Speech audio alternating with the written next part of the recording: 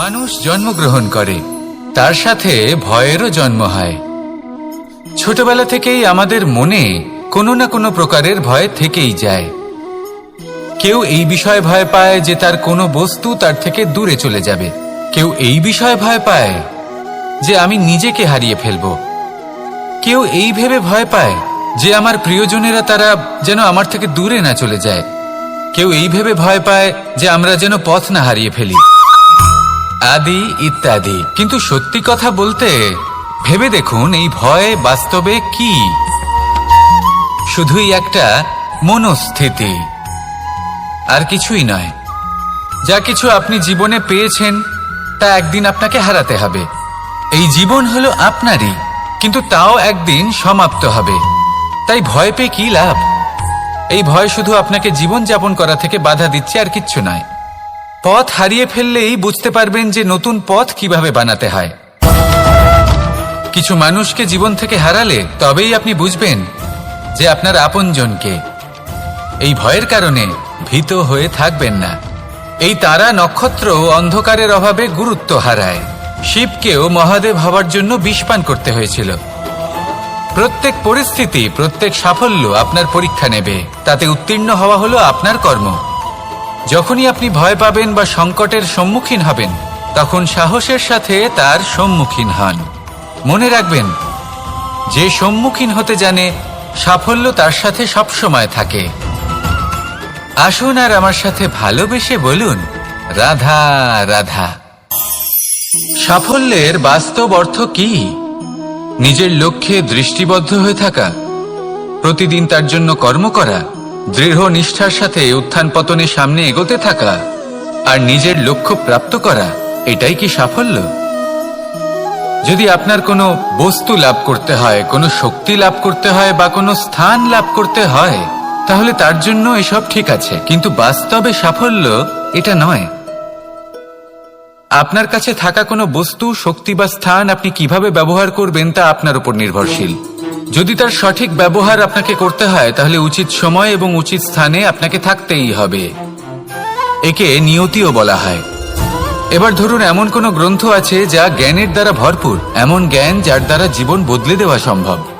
এবার এই গ্রন্থ যদি এমন কোনো ব্যক্তির হাতে পৌঁছয় যিনি নিরক্ষর, তিনি কি এই গ্রন্থের সদ্ব্যবহার করতে পারবেন? কখনোই নয়। সেই জ্ঞান দিয়ে নিজের আচরণ পাল্টাতে পারবেন? কখনোই নয়। সেরকমই ধরুন, কোনো ব্যক্তি যার কাছে একটা অস্ত্র আছে, যার দ্বারা উনি শত্রুকে শেষ করে দিতে পারেন, কিন্তু সেই ব্যক্তি হলেন একজন কাপুরুষ। তিনি কি শত্রুকে শেষ করতে পারবেন? তিনি কি জয়লাভ করতে পারবেন? কখনোই নয়। আপনার কাছে কি আছে তার থেকেও বেশি গুরুত্বপূর্ণ আপনি তা দিয়ে কি করবেন। উচিত ব্যক্তির সাথে উচিত সময় উচিত স্থানে থাকা বেশি গুরুত্বপূর্ণ।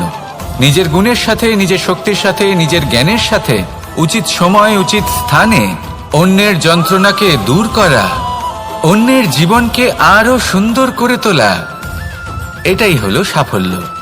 তাহলে সাফল্যের বাস্তব অর্থ বুঝুন, অর্থাৎ নিজেকে আরো প্রসন্ন রাখুন, আর আমার সাথে ভালোবেসে বলুন, রাধা রাধা।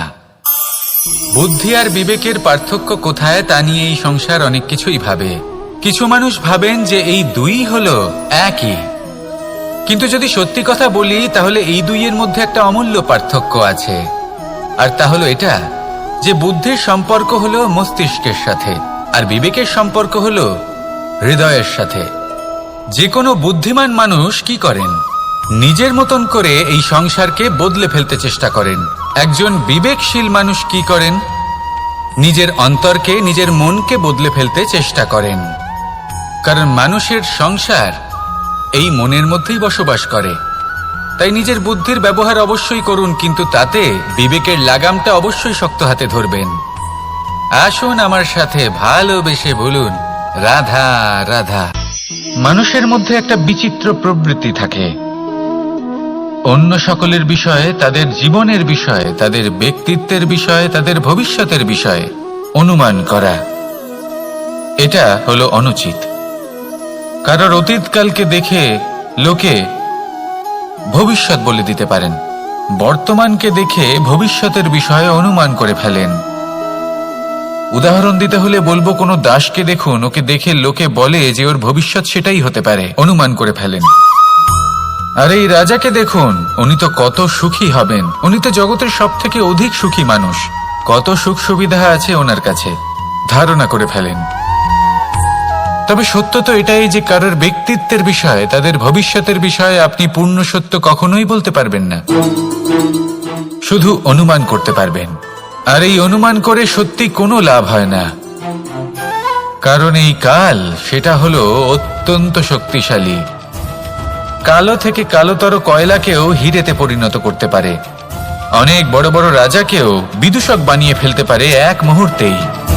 তাহলে আপনি অনুমান করে কি লাভ? কি পেলেন অনুমান করে? সেই জন্য কারোর বিষয়ে কোনো অনুমান করবেন না, তার ভবিষ্যতের বিষয়ে অনুমান করতে যাবেন না, কারোর বিষয়ে কোনো ধারণা করে নেবেন না। কিছু করতে হলে ভালোবাসুন, সবার মধ্যে ভালোবাসা ছড়ান, সবার মধ্যে ধন্যাত্মক ভাব ছড়ান। এই মন প্রসন্ন হয়ে বলবে রাধা রাধা। কথায় আছে সংসারে নাকি সকল রোগের ওষুধ আছে।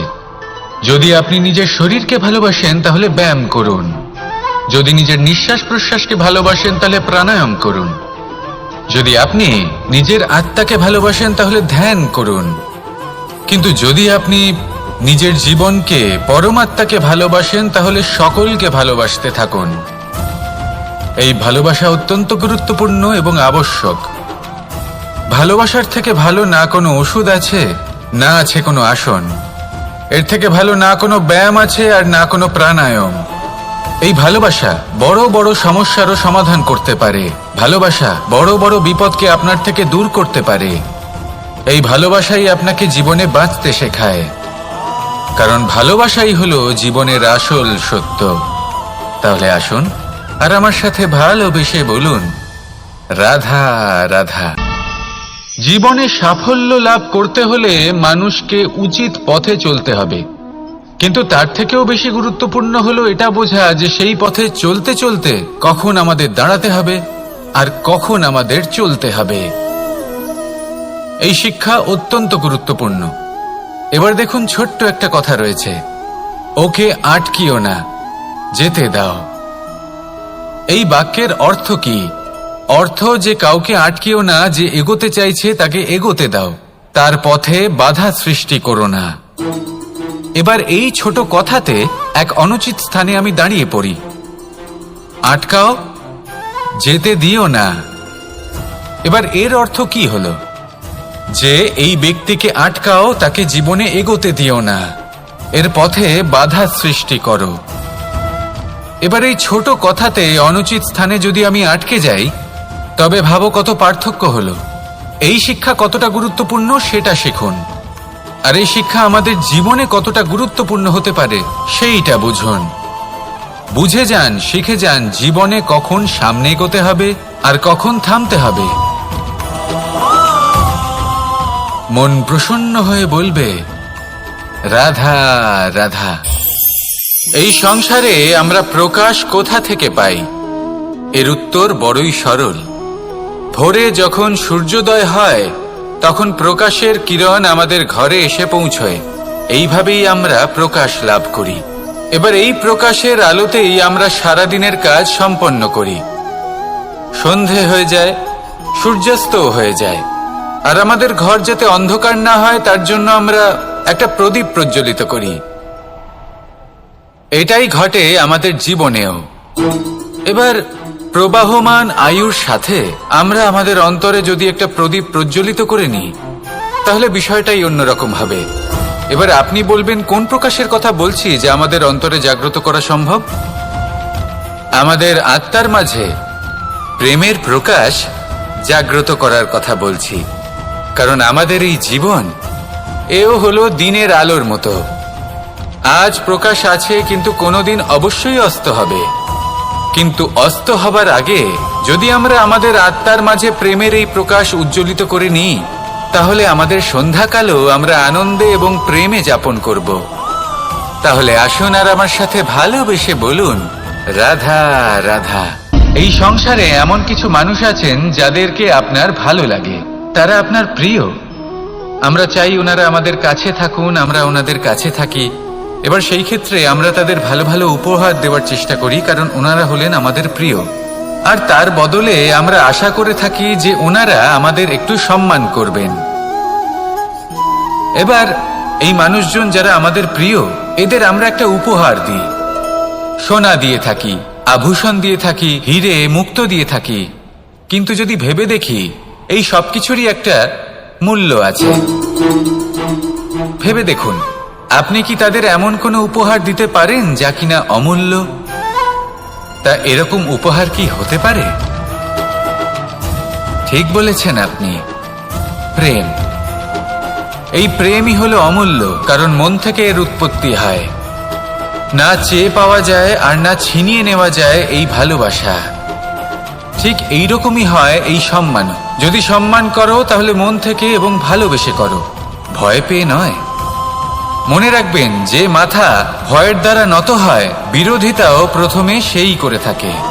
যে মাথা ভালোবেসে নত হয়, তা আপনার জন্য বলিদানও দিতে পারে। এই সংসারের সব থেকে বড় উপহার, সব থেকে বড় বরদান এই প্রেম এবং সম্মান। তাকে সম্মান করুন আর আমার সাথে ভালোবেসে বলুন, রাধা রাধা। সমস্ত মানুষের জীবন কিছুটা সমান হয়। মানুষ জন্মগ্রহণ করে, তারপর চলতে শেখে, জীবনে এগিয়ে চলে, বার্ধক্য লাভ করে, তারপর সমাপ্ত হয়ে যায়। কিন্তু সেই ব্যক্তিরা কারা যারা প্রকৃত অর্থে মনুষ্য জীবন যাপন করেন? এনারা হলেন সেই ব্যক্তি যারা পড়ে গেলেও আবার উঠে দাঁড়ানোর চেষ্টা করেন, নিজের ভেঙে পড়া অস্তিত্বকে আগলে নিয়ে আবার একটা আকার দেওয়ার চেষ্টা করেন, ভগ্ন আশাকে আবার একটা নতুন দিশা দেন। অসফল হওয়ার পরেও থামেন না, আবার এগোতে থাকেন। অসফল হওয়ার পরে যদি আপনি থেমে যান, তাহলে সাফল্য আপনার সামনে অপেক্ষা করে, কিন্তু আপনি তা দেখতে পান না। তাই জীবনের সংঘর্ষে অংশগ্রহণ করতে শিখুন। জীবনের সংঘর্ষ থেকে পালাবেন না। আসুন আমার সাথে ভালোবেসে বলুন, রাধা রাধা। পরিস্থিতি কখনো এটা ভালো থাকে, আবার কখনো মন্দ হয়ে যায়। কখনো এই পরিস্থিতি আমাদের পক্ষে থাকে, আর কখনো এই পরিস্থিতি অনুযায়ী আমাদের চলতে হয়। কোনো বিকল্প থাকে না। কিন্তু যখনই এই পরিস্থিতি খারাপ হয়ে যায়, তখন কি করা উচিত সেই প্রশ্ন মনে জেগে ওঠে। পরিস্থিতি যখন প্রতিকূল হয়, তখন আমরা কিছু হারালে তা হারিয়ে ফেলি, ঠিক আছে, কিন্তু যা বাকি আছে সেটা আমরা আগলে রাখতে পারি। পরিস্থিতিকে সামলে রাখার চেষ্টা আমরা অবশ্যই করতে পারি, শুধু সেটুকুই আমাদের হাতে রয়েছে। কিন্তু এর থেকেও বড় সমস্যা আছে, অহংকার। কখন প্রবেশ করে আমরা জানতেও পারি না। এই অহংকার আপনাকে বুঝতেও দেবে না যে আপনি সত্যি কিছু হারিয়েছেন। আপনার কিছুই যাবে আসবে না। দেখতে গেলে আকাশের সূর্য নিজের প্রকাশ হারিয়ে ফেলে যখন অন্ধকার ঘনিয়ে আসে। তাহলে আমরা কে হই? ওনার সামনে তো কিছুই নই। এই অহংকার আমাদের দমন করতেই হবে। এটা বিশ্বাস করতে হবে যে এই সমগ্র সৃষ্টিতে আমরা শুধুমাত্র একটা কণা, তার থেকে বেশি আর কিছুই নয়। বিশ্বাস করতে হবে যে আমরা ততটাও বড় নই যে কখনোই কিছুই হারাবো না। এবার যেদিন এই জ্ঞান আপনি আত্মস্থ করে নিজের আচরণ পাল্টাবেন, মনে রাখবেন, সেই দিনই অহংকারকে দমন করতে আপনি পথে অগ্রসর হয়ে পড়েছেন। এই অহংকারকে দমন করুন আর আমার সাথে ভালোবেসে বলুন, রাধা রাধা। বনস্পতি ফলনের জন্য আমাদের কিসের প্রয়োজন পড়ে? একটু ধরিত্রীর, একটু পরিশ্রমের, আর একটা বীজের। এবার যদি মানুষের কথা বলি, তাহলে এখানে ধরিত্রী হলো মানুষের এই জীবন, যেখানে মানুষ নিজের ইচ্ছের ফল ফুল ফলন করতে চায়। পরিশ্রম হলো আমাদের কর্ম, আর বীজ হলো আমাদের নির্বাচন। আমাদের বেছে নিতে হবে যে আমরা কি বপন করব, আম নাকি ফণি মনসা। এর মধ্যে আমরা কি পেতে চাই? রসালো ফলের ফলন চাই নাকি কাঁটার ফলন চাই, তা আমাদের উপর নির্ভরশীল। কিন্তু একটা কথা ঠিক, লক্ষ্য যেমনই হোক না কেন, জীবন যেমনই হোক না কেন, যদি আপনি লক্ষ্যের দিকে এগোতে থাকেন তাহলে কর্মের সাথে খামখেয়ালি আচরণ করতে পারবেন না। যদি আপনি এমন করেন তাহলে এটা আপনাকে একটা অনুচিত লক্ষ্যে পৌঁছে দেবে, সেটা কিন্তু নিশ্চিত। সবসময় এটা মনে রাখবেন, কর্মের সাথে খামখেয়ালি হবেন অর্থাৎ কর্মফলও আপনার সাথে খামখেয়ালি হবে। তাহলে নিষ্ঠার সাথে কর্ম করতে থাকুন আর নিজের লক্ষ্যকে প্রাপ্ত করুন। আর আমার সাথে ভালোবেসে বলুন, রাধা রাধা। জীবনে এমন কিছু কাজ রয়েছে যা আমাদের কখনোই করা উচিত নয়, যেমন আশা করা। যদি আপনি আশা করেন আর আপনার আশা পূর্ণ না হয়, আপনি খুবই কষ্ট পাবেন। এবার আপনি যদি প্রতীক্ষা করেন, করতেই থাকেন, আর সেই ব্যক্তি যদি না আসে তাহলেও খুব কষ্ট পাবেন। আর হলো তুলনা। আপনি যদি তুলনা করতে যান তাহলে এটাই ভাববেন যে হয় আমি বা অন্য কোনো ব্যক্তি, এই দুজনের মধ্যে কোনো এক ব্যক্তি নিকৃষ্ট। আর এই ভাবনাটাই হলো অনুচিত। যদি আমরা কথা বলি সেই সব বিষয়ে যা আমাদের করা উচিত, যেমন পরীক্ষা। এই পরীক্ষা সবসময় আমাদের আরো সফল করে তোলে, আরো শ্রেষ্ঠ করে তোলে, আরো উৎকৃষ্ট করে তোলে। আসন্ন মহাসংগ্রামের জন্য আমাদের প্রস্তুত করে তোলে এই পরীক্ষা। তাই এই পরীক্ষার থেকে কখনোই পালাবেন না, এর সম্মুখীন হন। আর হলো কর্ম। কর্ম করা কখনোই বন্ধ করবেন না। তুলনা করার বদলে কর্ম করুন, প্রতীক্ষা করার বদলে কর্ম করুন, আর আশা করার বদলে কর্মই করুন। জীবন সফল হয়ে যাবে। দেখুন, সবার শেষে সত্যি বলতে এই কর্ম আর এই পরীক্ষা, এই দুই আমাদের জীবনকে সুখী করে তুলতে পারে। আসুন আর আমার সাথে ভালোবেসে বলুন, রাধা রাধা। এই জীবন কিভাবে বদলানো সম্ভব? কিছু মানুষ বলেন যে নিরন্তর কাজ করলে, পুরুষার্থ পালন করলে এই জীবন বদলে ফেলা সম্ভব। আজ আমি আপনাকে বোঝাবো যে এক মুহূর্ত, সময় আর সিদ্ধান্ত কতটা গুরুত্বপূর্ণ হয়। এক মুহূর্তই যথেষ্ট। একটা মুহূর্ত এত শক্তিশালী হতে পারে যে তা আপনার সমগ্র জীবন পাল্টে দিতে পারে। এমন এক সময় ছিল শ্রীরামের কাছে, যখন ওনাকে সিদ্ধান্ত নিতে হয় যে উনি নিজের পিতার আদেশ পালন করতে বনবাসে যাবেন নাকি যাবেন না। উনি সেই আদেশ পালন করেছিলেন, তারপর সময় অনুসারে উপযুক্ত সিদ্ধান্ত নিলেন। আর আজ সকলের মনে বসবাস করেন শ্রীরাম। আর অন্যদিকে আছে রাবণ।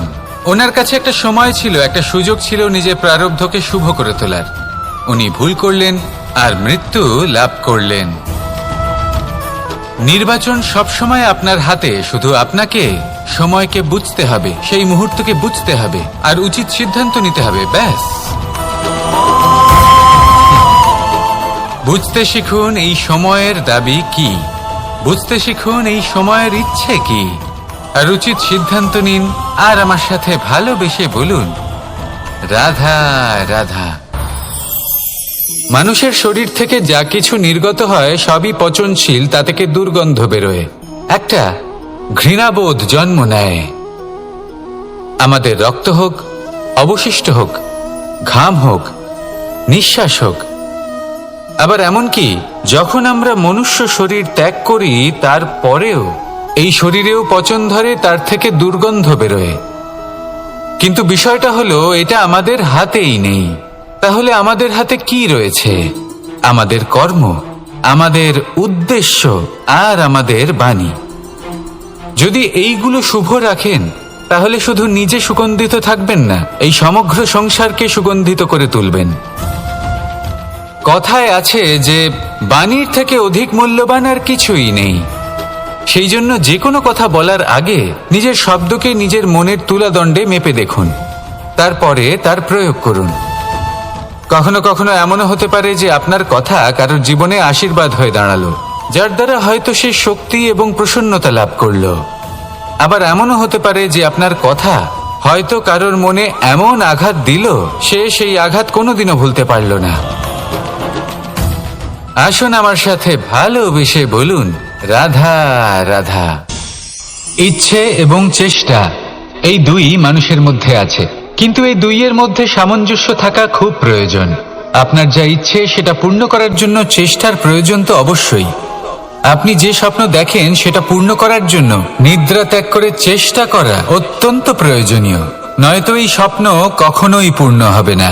যদি আপনি কোনো প্রশ্নের উত্তর চান তাহলেও আপনাকে চেষ্টা করতেই হবে। জীবনে যদি সামনে এগোতে হয় তাহলে পাকে কষ্ট দিয়ে সামনে এগোতে হবে, চেষ্টা অবশ্যই করতে হবে। যদি আপনি চেষ্টা না করেন, পরিশ্রম না করেন, তাহলে এই সংসার আপনাকে পেছনে ফেলে সামনে এগিয়ে যাবে। নিজের ইচ্ছেগুলিকে মন থেকে বাস্তবে আনুন আর চেষ্টার দ্বারা তাকে সার্থক করুন।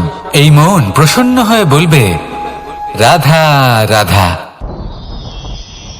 জীবনে কখনো সাফল্য আসে, আবার কখনো অসফলতা, কখনো আশা পাওয়া যায়, কখনো নিরাশা, কখনো জয় লাভ করি, আবার কখনো পরাজয়। এর পেছনের কারণটা জানা অত্যন্ত প্রয়োজনীয়। যদি আমি পরাজয়ের কথা বলি, যখনই আমরা পরাজয় লাভ করি আমরা ভাবতে থাকি যে এমন কেন হলো? আমাদের শত্রু কি বেশি শক্তিশালী ছিল, নাকি আমাদের নীতিতে কোনো খামতি ছিল? এই সমস্ত কারণের পেছনে খুব বড় একটা কারণ থাকে, আর সেই কারণ আমাদের অন্তরে সুপ্ত থাকে। ধরে নিন একটা পথ, তাতে আপনি চলছেন, সেই পথ কাঁটায় পরিপূর্ণ, কিন্তু আপনি পাদুকা পরে রয়েছেন আর আপনি হেঁটে সামনে এগিয়ে যান। এবার এমন একটা পথ এলো যা পুষ্পে ঢাকা, আর আপনি পাদুকা পরে রয়েছেন, কিন্তু আপনার পাদুকাতে একটা পাথর আটকে গেল। তখন দু পা হাঁটাও খুব কঠিন হয়ে পড়ে। এই সংসারের যে কোনো শক্তি আপনাকে পরাস্ত করার পূর্বে আপনি জানেন কে আপনাকে পরাস্ত করতে পারে? আপনার অন্তরের দুর্বলতা, আপনার অন্তরের সেই সুপ্ত শত্রু। আর সেই জন্য ইতিবাচক মনোভাব গুরুত্বপূর্ণ হয়ে পড়ে। ভালো মানুষদের সাথে থাকুন, সৎসঙ্গে থাকুন, বন্ধুত্ব করুন, ভালোবাসুন। এই ভালোবাসা এত শক্তিশালী এক অস্ত্র যাকে ব্রহ্মাস্ত্র পরাস্ত করতে পারে না। এই সমস্যারূপী পাথর কিছুই নয়। আসুন আমার সাথে ভালোবেসে বলুন, রাধা রাধা। এই জীবন আসলে কি? আমরা কারা? আমাদের অস্তিত্ব আসলে কি? পঞ্চতত্ত্ব দ্বারা নির্মিত আমাদের এই শরীর, আর এর মধ্যে পরমাত্মার একটি অংশ আত্মারূপে বসবাস করে। আর যখন এই জীবন সমাপ্ত হবে তখন আমাদের আবার এই পঞ্চতত্ত্বের মধ্যে বিলীন হয়ে যেতে হবে। এটাই সত্য। এবার অনেক মানুষ আছেন এমন অনেক চেষ্টা করতে থাকেন এমন কর্ম করার যাতে এই সংসার তাদের চিরস্মরণীয় করে রাখবে। কিন্তু এই জীবন আসলে কি? সেই সময় যখন আমরা নিঃশ্বাস নিই, আমাদের হৃৎস্পন্দন হয়, আমরা যে মুহূর্তগুলো যাপন করি, এবার এই মুহূর্তগুলিতে আমরা কি করব সেটা অত্যন্ত গুরুত্বপূর্ণ। আমরা কি অহংকার করব নাকি পরোপকার করব? এই সৃষ্টিকে বেঁধে রাখার চেষ্টা করব নাকি নিজেকে উন্নত করে তোলার চেষ্টা করব? এটাই শিক্ষা যে বল হোক বা কায়া, এর প্রতি আমাদের না অহংকার করা উচিত আর না মোহ। শুধু প্রত্যেকটা মুহূর্ত প্রেমময় হয়ে বাঁচুন আর ভালোবেসে বলুন, রাধা রাধা। এই সংসারের সব থেকে বড় শক্তি আসলে কি? দৈহিক শক্তি, ভৌতিক শক্তি, রাজনৈতিক শক্তি, স্বর্ণের শক্তি, বিদ্যার শক্তি নাকি মায়ার শক্তি, ভক্তির শক্তি নাকি নিরাশক্তির শক্তি? এই সংসারের সব থেকে বড় শক্তি হলো হাসি মুখের। যদি আপনি এবং আমি এমন কোনো সময় হাসতে পারি যেখানে মুখে হাসি আসা প্রায় অসম্ভব, তাহলে বিশ্বাস করুন এই সংসারে কেউ আপনাকে ভাঙতে পারবে না। এটা কিছুটা সেই রেশমের কীটের মতো, যে চারিদিক থেকে নিজেকে ঢেকে রাখে একটা খোলসের মধ্যে থাকে কিন্তু জীবিত থাকে। এই হাসি মুখ এটা শুধুমাত্র একটা আবেগ নয়, এটা সংসারের যে কোনো অভাব দূর করে। অভাব আশার, অভাব বিশ্বাসের। এই হাসি আপনার অন্তরে আশার আলো জাগ্রত করে আর এই সংসারের হতাশা দূর করে দেয়। তাই কঠিন থেকে কঠিনতর পরিস্থিতিতেও মুখে হাসি বজায় রাখুন। এই শক্তি আপনার থেকে কেউ কাটতে পারবে না। আর যদি আপনার কাছে এই শক্তি থাকে তাহলে অন্য কোনো শক্তি আপনাকে বাধা দিতে পারবে না। তাহলে হাসুন আর আমার সাথে ভালোবেসে বলুন, রাধা রাধা। যজ্ঞের আগুনকে শুভ বলে মনে করা হয়, আর সেখানেই চিতার আগুনকে অশুভ মনে করা হয়। এমনটা কেন হয়?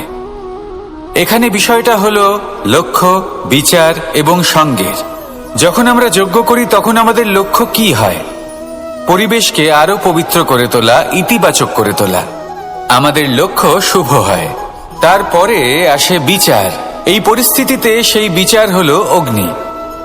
স্ফুলিঙ্গ থেকে তীব্র আকার ধারণ করে সমস্ত কাঠকে পুড়িয়ে দেয় এবং সুগন্ধ ছড়িয়ে দেয়।